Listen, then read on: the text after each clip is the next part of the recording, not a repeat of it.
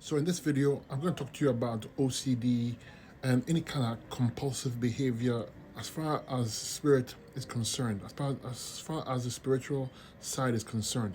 See, a lot of people don't realize that when somebody has OCD, you know, or some kind of ailment where like they can walk into a room and then if you don't follow the same a certain regiment, or if you don't turn the lights off, then they have to go back and redo it, and vice versa.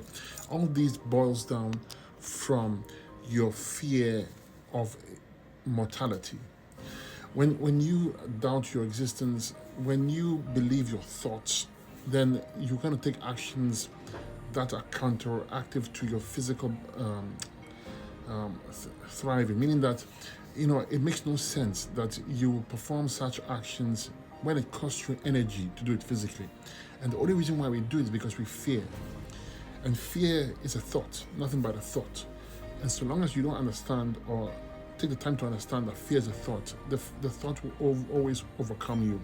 The thought will always govern you. And you don't want that, okay?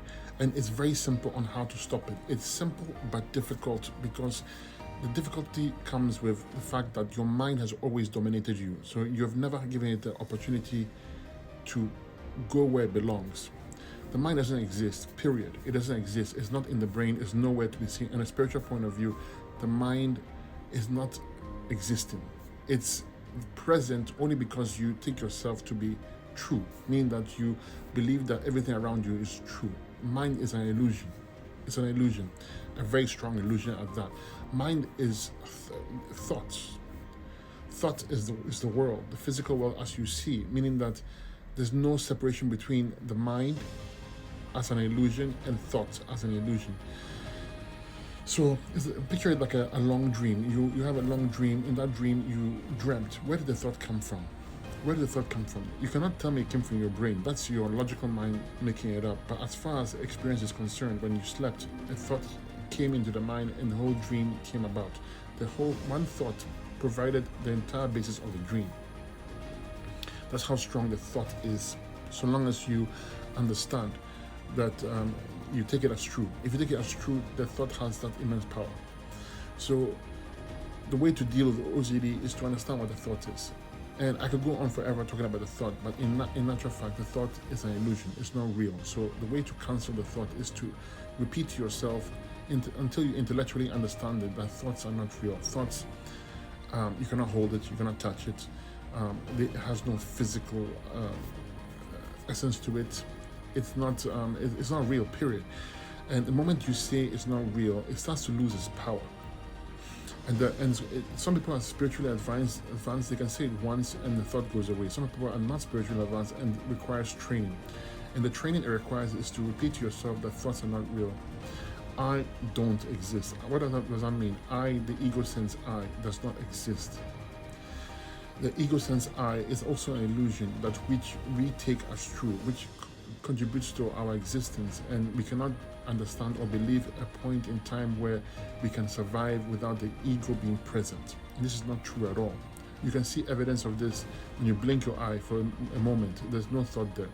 Sometimes you drive from destination A to B, or you walk from destination A to B. You have zero idea of how you got there, yet you got there. There's no thought present. There are many instances where that's, you can see that that you are basically, your true existence is a thoughtless reality. You do not need thoughts to function. Yes, the body will do what it has to do. The mind will think as supposed to. But if you truly understand yourself, the thoughts will never dominate you. And in fact, it will reach a point where the thoughts will never arise. Yet everything seems to function normally. That's all I can say. And this level of understanding is, for most, is too high, or most people can never reach there. But one can weaken the mind by understanding that the mind is not real. And when it comes to OCD or any kind of compulsive issue, you must challenge yourself, knowing that the mind is not real. Knowing that the mind is not real, you must challenge yourself. So if you walk into a room and you must touch the door a certain way, you will tell yourself, no, I'm going to touch it the way you say I shouldn't touch it, because you're not real. That's it. And you keep on doing it. If you do it once, you see that can never scare you again, because thoughts are illusion, they're not real. So whatever compulsive idea you have in your head, challenge it.